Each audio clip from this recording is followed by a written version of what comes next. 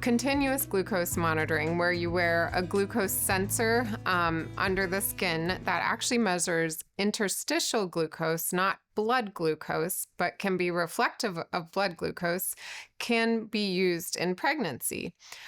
These systems are becoming much more common and much more frequent than the traditional finger stick or capillary glucose measurements. We know in a large trial called Concept that continuous glucose monitoring definitely helps for our women that have type 1 diabetes in pregnancy and can actually help lower hemoglobin A1C and risks to the baby at birth, including lower rates of hypoglycemia or low blood sugar in the baby. Whether continuous glucose monitoring should be used in those with type 2 diabetes in pregnancy or gestational diabetes is definitely under research right now, but is commonly used in practice and in clinical care, given the ease and convenience of using these devices.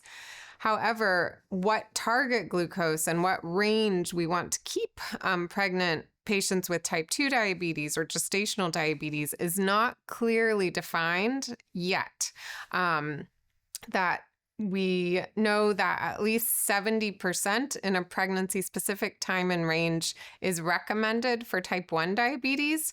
Some studies show that even higher percent, such as 90%, the time in glucose range of 63 to 140 milligrams per deciliter can safely be achieved in type 2 diabetes. In gestational diabetes, many women ask about using continuous glucose monitors, and this often is not covered by insurance unless a patient is on insulin, which can be a barrier unless someone is paying out of pocket. However, for those with gestational diabetes on insulin, continuous glucose monitoring can be very helpful and more convenient.